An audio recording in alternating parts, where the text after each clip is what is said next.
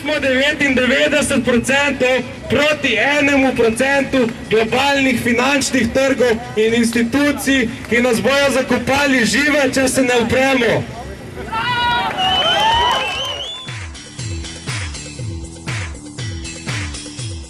Letošnje leto je leto družbenih nestrinjanj in uporov. Začelo se je z arabsko pomladjo, kjer so se državljani nasilno uprli političnim sistemom in s tem dosegli spremembe.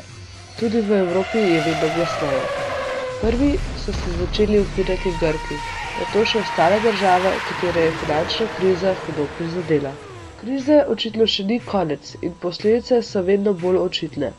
Kar naenkrat je bilo treba reševati finančne trge, za katere sploh nismo vedeli, da so potrebni pomoči. Rešujemo probleme, katerih nismo zakrivili mi, temveč tista peščica ljudi, ki ima v rokah politično in finančno moč. Politika zategovanja pasov pa je najbolj prizadela ravno tiste delovne ljudi, ki niso prav nič krivi. Ta nepravičnost je začela buriti duhove množic, ki so svoje nestrinjanje izrazili v raznoraznih protestih po svetu. Proti finančnemu kapitalizmu so prvi nastopili v New Yorku, pred tako imenovanim krivcem krize Wall Streetu.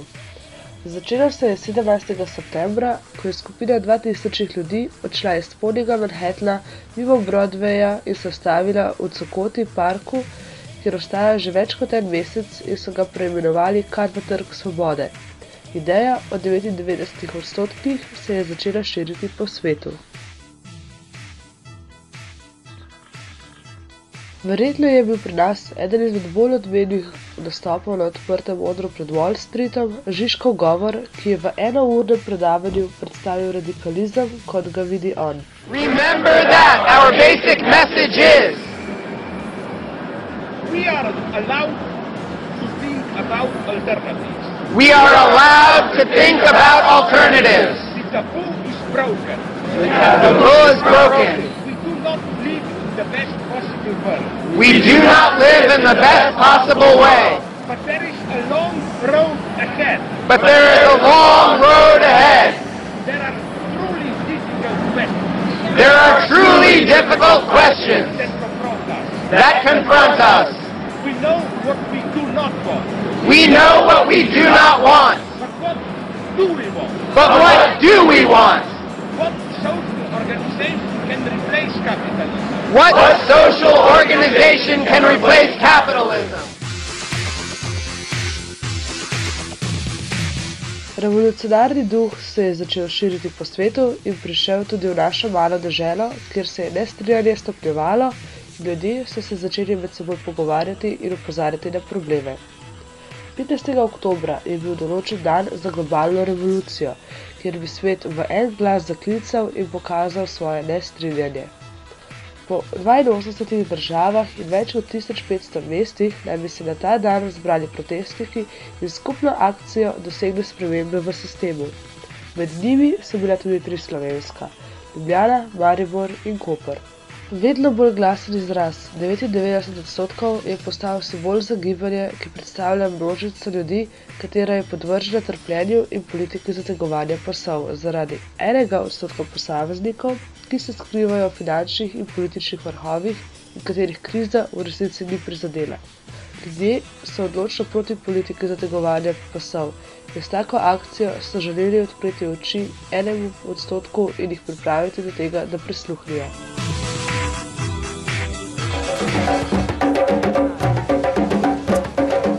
Marsikdo je videl akcijo kot neko zmešnjavo brez prave rdeče niti, ker nihče ne ve, zakaj se deluje, kar pa ni čisto res, saj so se pred 15. oktobrom vrstili sestanki, kjer so se dogovarjali tako o pomenu akcije kot njenem poteku. Zadnji se je dogodil nekaj dni pred dogodkom v socialnem centru Rok, kjer so se zbrali tako posamezniki kot predstavniki društev, ki so v mirnem in urejenem vzdušju izrazili svoje mnenje in oblikovali skupni načrt. V izjavi za javnost so poudarili, da želijo zavrniti finančni kapitalizem in da si demonstracij ne sme lastiti nobena skupina, saj namenjamo vsem in tako se ni hotelo izpostaviti nobene skupine niti politične stranke.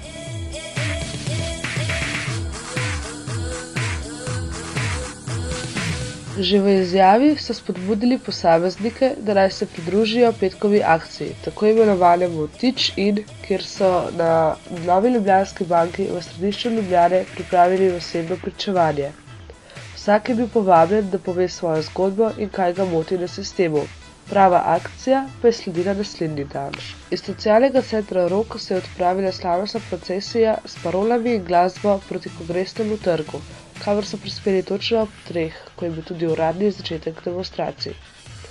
Tu so ob Plečnikovem spomeniku odprli govorni oder, kjer je zopet vsak lahko povedal svoje mnenje in zakaj se je udeležil protesta. Imam za jesti, imam za spati, imam starše, imam družbo, imam prijatelje, imam bajto, ki je pač podedovane. In mi je tle res relativno dober in mi ni čist jasno, zakaj torej ne more biti vsem, če lahko meni, lahko vsem, oziroma pač povedan drugače, mogli bi biti pač vsem. Se mogoče strinjaš z akcijo, ki bi jo mislil narediti, da boš ti dal finančno ustanovo in brati svoje zgodbe? Ne vidim razloga, zakaj se to ne bi zgodilo. Res, podpiram.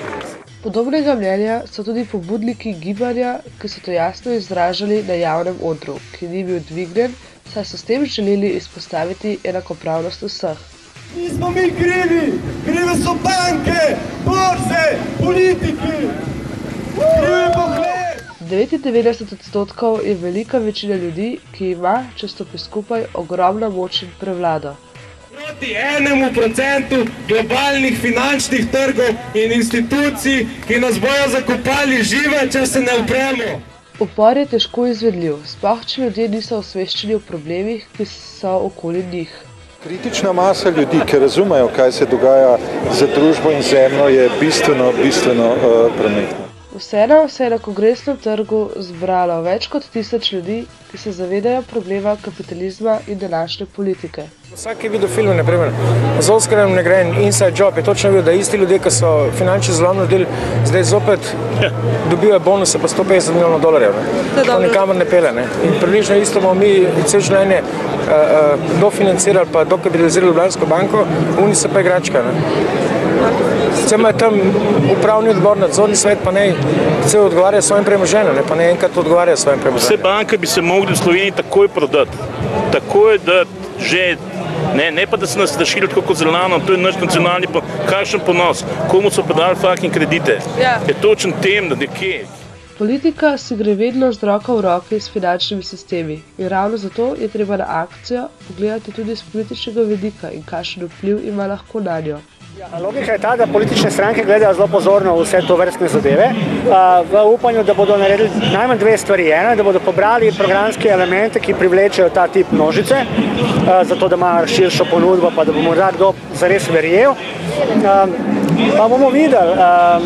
Moj feeling je, da to lahko vpliva na agendo samo na nivoju programa, ne pa na nivoju realnih potem realiziranih projektov. Nažalost, ampak je važno, če bi številke bile še večje, če bo ta zadeva dobila na zamahu, pa bi znalo vplivati tudi vsebinsko. Nekateri si želijo spremeniti našo državo na bolje in so opazili, da je bila pretekla sobota primerna za oznanjanje svojih idej in idealov, s katerimi bi lahko pomagali Sloveniji k boljšemu razvoju in počutju njenih državljanov.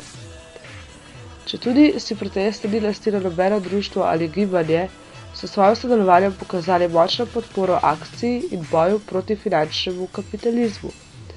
Med drugim smo lahko opazili letake gibanja za trajnostni razvoj Slovenije, ki želi v ospredje postaviti etične vrednote in se zaveda, da je potrebna korenita sprememba v družbi, da bomo lahko v njej vsi zadovoljni. Mi smo gibanje za trajnostni razvoj Slovenije, iz katerega je tudi zrasla stranka, imate popolnoma prav, za trajnostni razvoj TRS in mi smo bili vsi seveda na Kongresnem trgu, ker pravzaprav te demonstracije govorijo ravno o istem, o čemer pričujemo tudi mi kot posamezniki, kot stranka in kot gibanje.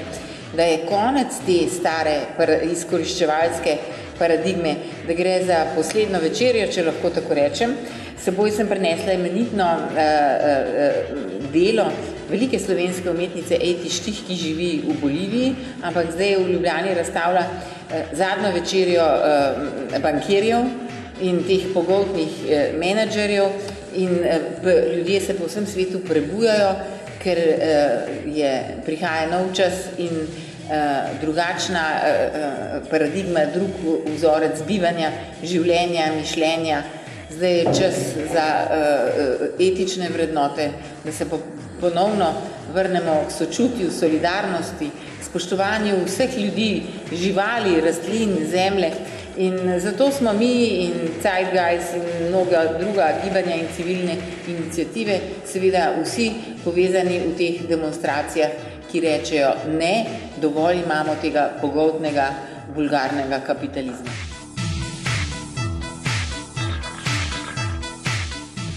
Kasneje se je velika skupina protestnikov odločila za sprevod iz Kongresnega trga proti Ljubljanski borzi. Sprevod so spremljali policijski avtomobili, ki so hoteli zagotoviti varnost vseh. V dobri volji so prispeli na borzo, kjer so se postavili pred glavni vhod, skupaj z mikrofonom, ki je bil zopet odprt za vsakega, ki je želel kaj povedati. Edini incident v celotnem dnevu je bil odstranitev črke R iz napisa borza, katerega je s časom zamenjal J in preimenoval borzo v boj za. Večino protestnikov se je v večernih urah porazgubilo, kar nekaj pa se jih je odločilo kampirati pred borzo in s tem nadaljevati akcijo. Vsak dan imajo organizirane delavnice, s katerimi opozarjajo nase in sporočajo javnosti svoje mnenje. V ponedeljek so imeli tako na primer sprejem zaposlenih, katerim so želeli povedati svoje zgodbe. V sredo pa predavanje o simbolnem pomenu kampiranja pred borzo, ki je razjasnil izbor lokacije. Ljubljanska borza resnično ni vplivala veliko na finančno krizo in bi bilo verjetno bolj smotrno kampirati pred kakšno večjo banko, vendar je to najmočnejši finančni simbol, katerega so dobro izkoristili. Podporniki ostajajo optimistični in upajo na boljši jutri. Upam, da se bo na koncu oblikovalo neko globalno gibanje, ki se bo uprlo trenutnemu sistemu, trenutni rešitvi krize, ki hoče jo rešiti tako, da obdavči nas 99%, ki nismo povzročili, da reši tisti 1%, ki je z neodgovornim ravnanjem nas pahnil v krizo. Krizo je potrebno rešiti in zato bodo potrebne celovite spremembe. Da se bo politika spremenila, ker se mora spremeniti in čas je tak, da se bo spremenila. Pot proti korenitim spremembam je začrtana. Zdaj je na nas, da se odločimo stopiti po njej.